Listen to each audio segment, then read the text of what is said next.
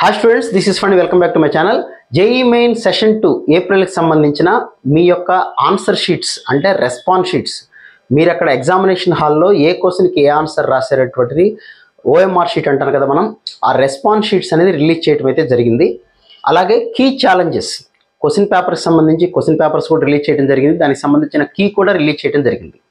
అయితే key challenges అంటారు. Key challenges అంటే ఏదైనా క్వశ్చన్స్ వాళ్ళు ఇచ్చిన దానికి మన ఆన్సరు అంటే వాళ్ళు ఇచ్చిన ఆన్సర్ రాంగ్ అని మనం అనుకున్నట్లయితే ఆ ఆన్సర్ని మనం ఛాలెంజ్ చేయొచ్చు. ఛాలెంజ్ చేయొచ్చు అంటే ఇది మీరు చెప్పిన ఆన్సర్ కరెక్ట్ కాదు, నా ఆన్సర్ కరెక్ట్ అనుకొని మనం ఎక్స్ట్రా అమౌంట్ పే చేసి పర్ క్వశ్చన్కి 200 రూపీస్ పే చేయాలి. అది స్టూడెంట్స్ చేయాల్సిన పని లేదు. మాలాంటి ఆర్గనైజేషన్స్ అంటే మా కాలేజీ వాళ్ళు కావచ్చు, రకరకాల కాలేజీలు, దేశంలో ఉన్న కాలేజీల వాళ్ళందరూ కూడా ఏదైనా క్వశ్చన్కి ఆన్సర్ రాంగ్ అనుకుంటే ఆ క్వశ్చన్స్కి సంబంధించి ఇది కరెక్ట్ ఆన్సర్ అంటే మేము అప్లై చేస్తాం. కాబట్టి స్టూడెంట్స్కి దాంతో పనేం లేదు. మీరు చేయాల్సిన మోస్ట్ ఇంపార్టెంట్ పని ఏంటంటే మీరు ఎగ్జామ్ రాసిన రెస్పాన్స్ షీట్స్ వాటిని మీరు ఇమ్మీడియట్గా డౌన్లోడ్ చేసుకోండి. అవి 48 తర్వాత కనపడవు.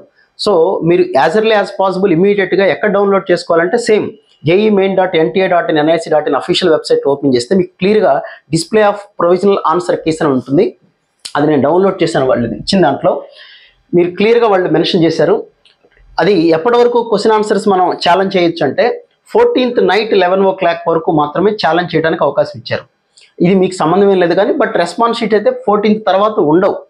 అందుకని మీరు ఇమీడియట్గా చేయాల్సిన పని మీ యొక్క రెస్పాన్స్ షీట్స్ ఓఎంఆర్ షీట్స్ అనేది డౌన్లోడ్ చేసుకొని క్వశ్చన్ పేపర్స్ కూడా ఆల్రెడీ ఉంటాయి. అక్కడ మీరు రాసిన ఆన్సర్ కరెక్టా కాదని మీ స్కోర్ మీరు కౌంట్ చేసుకోండి. ముందు మీరు అర్జెంటుగా మీ ఓఎంఆర్ షీట్ని డౌన్లోడ్ చేసుకోండి, స్క్రీన్ షాట్ కూడా తీసుకొని ఉంచుకోండి. చాలా ఇంపార్టెంట్ అది. ఈ కీ అనేది ఎంతవరకు కరెక్ట్ ఏంటి, అందులో ఏమైనా కరెక్షన్స్ ఉన్నాయనేది మనం నెక్స్ట్ వీడియోలో అయితే డిస్కస్ చేద్దాం. ముందుగా స్టూడెంట్స్ అందరూ ఈ పని అయితే చేయండి. మీ రెస్పాన్స్ షీట్ని ఇమీడియట్గా డౌన్లోడ్ చేసుకోండి, కీ చెక్ చేసుకోండి. మీకు ఎన్ని మార్క్స్ వచ్చినాయి ఏంటి అనేది చెక్ చేసుకుంటే ఏ పేపర్ టఫ్గా ఉంది, ఏ రోజు పేపర్ టఫ్, ఏ షిఫ్ట్లో టఫ్గా వచ్చింది, ఏ సబ్జెక్ట్ అనేది ఇంకా మరిన్ని వివరాలు ఇంకో నెక్స్ట్ వీడియోస్ మనం డిస్కస్ చేద్దాం. So wish all good luck guys.